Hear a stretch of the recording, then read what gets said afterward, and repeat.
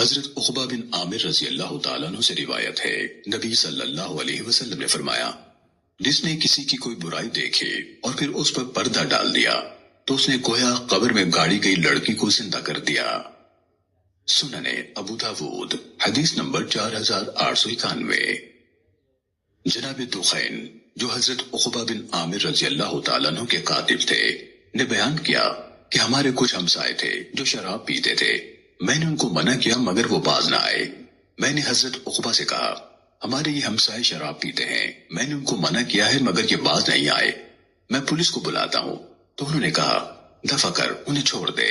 میں پھر دوبارہ حضرت عقبہ رضی اللہ عنہ کے پاس آیا اور انہیں بتایا کہ ہمارے ان ہمسائیوں نے شراب چھوڑنے سے انکار کر دیا ہے اور میں پولیس کو بلاتا ہوں۔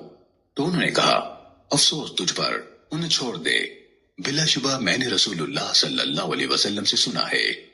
اور مذکورہ بالا حدیث مسلم بن ابراہیم کے ہم معنی بیان کی۔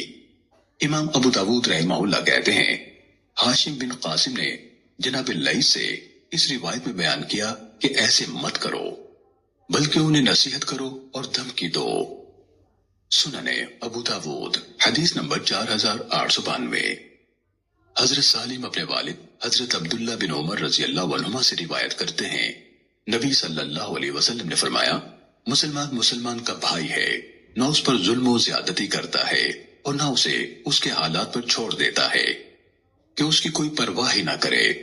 جو شخص اپنے بھائی کے کام میں ہوگا یعنی اس کی کوئی ضرورت پوری کرے گا تو اللہ اس کے کام میں ہوگا یعنی اللہ تعالیٰ بھی اس کی کوئی ضرورت پوری کر دے گا۔ اور جس نے کسی مسلمان کا ایک دکھ درد دور کیا، اللہ عز و جل قیامت کے روز اس کا ایک دکھ دور کرے گا۔ حضرت سالم اپنے والد حضرت عبداللہ بن عمر رضی اللہ تعالیٰ عنہ سے روایت کرتے ہیں، نبی صلی اللہ علیہ وسلم نے فرمایا، مسلمان کا بھائی ہے، نہ اس پر ظلم و زیادتی کرتا ہے اور نہ اسے اس کے حالات پر چھوڑ دیتا ہے کہ اس کی کوئی پرواہ ہی نہ کرے۔ جو شخص اپنے بھائی کے کام میں ہوگا یعنی اس کی کوئی ضرورت پوری کرے گا تو اللہ اس کے کام میں ہوگا یعنی اللہ تعالیٰ بھی اس کی کوئی ضرورت پوری کر دے گا۔ اور جس نے کسی مسلمان کا ایک دکھ دور کیا، اللہ عز و جل قیامت کے روز اس کا ایک دکھ دور کرے گا۔ اور جس نے کسی مسلمان کا عیب چھپایا، اللہ عز و جل قیامت کے روز اس کے عیب چھپائے گا۔ سنن ابو داود حدیث نمبر 4893۔ حضرت ابو ہریرہ رضی اللہ تعالیٰ عنہ سے روایت ہے، رسول اللہ صلی اللہ علیہ وسلم نے فرمایا، آپس میں گالی گلوچ کرنے والے جو بھی کہیں، اس کا گناہ ابتدا کرنے والے ہی پر ہے جب تک کہ مظلوم زیادتی نہ کرے۔ سنن ابو داود حدیث نمبر 4894۔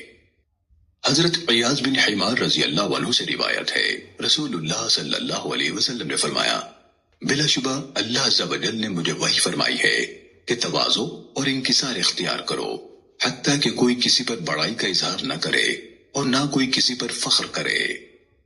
سنن ابو داود حدیث نمبر 4895۔ جناب سعید بن مسیب رحمہ اللہ سے روایت ہے، ایک بار رسول اللہ صلی اللہ علیہ وسلم بیٹھے ہوئے تھے اور آپ کے ساتھ آپ کے صحابہ بھی تھے کہ ایک آدمی نے حضرت ابو بکر رضی اللہ عنہ کو برا بھلا کہا اور انہیں اذیت دی، تو ابو بکر رضی اللہ تعالیٰ عنہ خاموش رہے۔ اس نے پھر دوسری بار اذیت دی تو ابو بکر خاموش رہے۔ اس نے پھر تیسری بار اذیت دی تو ابو بکر رضی اللہ عنہ نے اسے بدلے میں کچھ کہا۔ جب حضرت ابو بکر رضی اللہ عنہ نے اس سے بدلہ لیا تو رسول اللہ صلی اللہ علیہ وسلم اٹھ کھڑے ہوئے، تو ابو بکر رضی اللہ عنہ نے کہا، اے اللہ کے رسول، کیا آپ مجھ سے ناراض ہو گئے؟ تو رسول اللہ صلی اللہ علیہ وسلم نے فرمایا، آسمان سے ایک فرشتہ اترا تھا جو اس آدمی کو اس کے کہے پر جھٹلا رہا تھا۔ جب تم نے اس سے بدلہ لیا تو شیطان آ گیا، اور جب شیطان آ گیا تو میں نہیں بیٹھ سکتا۔ سنن ابو داود حدیث نمبر 4896۔ حضرت ابو ہریرہ رضی اللہ تعالیٰ عنہ سے روایت ہے، ایک آدمی حضرت ابو بکر رضی اللہ تعالیٰ عنہ کو برا بھلا کہا کرتا تھا اور مذکورہ بالا حدیث کی مانند روایت کیا۔ امام ابو داود رحمہ اللہ کہتے ہیں کہ صفوان بن عیسیٰ نے ابن عجلان سے ایسی ہی روایت کیا ہے جیسی سفیان نے روایت کیا ہے۔ سنن ابو داود حدیث نمبر 4897۔ جناب عبداللہ بن عون رحمہ اللہ کہتے ہیں کہ میں آیت کریمہ وَلَمَنِ انْتَصَرَ بَعْدَ ظُلْمِهِ فَأُولَئِكَ مَا عَلَيْهِمْ مِنْ سَبِيلٍ۔ میں وارد انتصار کے معنی پوچھتا تھا کہ مجھے علی بن زید بن جدعان نے اپنی سوتیلی والدہ ام محمد سے روایت کیا، اور ابن عون نے کہا ان لوگوں کا خیال تھا کہ ام محمد ام المومنین یعنی سیدہ عائشہ رضی اللہ تعالیٰ عنہ کے ہاں آیا جایا کرتی تھیں۔ ام محمد نے کہا ام المومنین رضی اللہ تعالیٰ عنہ نے بیان کیا کہ رسول اللہ صلی اللہ علیہ وسلم میرے ہاں تشریف لائے، جبکہ ام المومنین زینب بنت جہش رضی اللہ عنہ بھی ہمارے ہاں تھی، تو رسول اللہ صلی اللہ علیہ وسلم نے مجھے اپنے ہاتھ سے چھیڑا جیسے میاں بیوی میں ہوتا ہے، تو میں نے آپ کا ہاتھ پکڑ لیا اور آپ کو اشارے سے سمجھایا کہ وہ زینب بھی ہمارے ہاں موجود ہیں، تو آپ رک گئے۔ پھر حضرت زینب رضی اللہ تعالیٰ عنہ حضرت عائشہ رضی اللہ تعالیٰ عنہ پر بولنے لگی۔ رسول اللہ صلی اللہ علیہ وسلم نے حضرت زینب رضی اللہ عنہ کو منع کیا مگر وہ نہ رکی، تو آپ نے حضرت عائشہ رضی اللہ تعالیٰ عنہ سے کہا کہ اسے جواب دو، چنانچہ انہوں نے اسی انداز سے جواب دیا، اور سیدہ زینب رضی اللہ تعالیٰ عنہ پر غالب آ گئیں۔ تو سیدہ زینب رضی اللہ تعالیٰ عنہ حضرت علی رضی اللہ تعالیٰ عنہ کے ہاں گئیں اور کہا کہ سیدہ عائشہ رضی اللہ تعالیٰ عنہ تم لوگوں یعنی بنو ہاشم کے بارے میں ایسے ایسے باتیں کرتی ہیں اور ایسے ایسے کیا ہے۔ تو سیدہ فاطمہ رضی اللہ تعالیٰ عنہ رسول اللہ صلی اللہ علیہ وسلم کے پاس آئیں، تو آپ صلی اللہ علیہ وسلم نے انہیں کہا رب کعبہ کی قسم یہ تمہارے ابا کی چہیتی ہے۔ چنانچہ حضرت فاطمہ رضی اللہ تعالیٰ عنہ واپس چلی گئیں اور آ کر انہیں یعنی حضرت علی اور زینب رضی اللہ عنہما کو بتایا کہ میں نے آپ کو ایسے ایسے کہا ہے تو آپ نے مجھے ایسے ایسے کہا ہے۔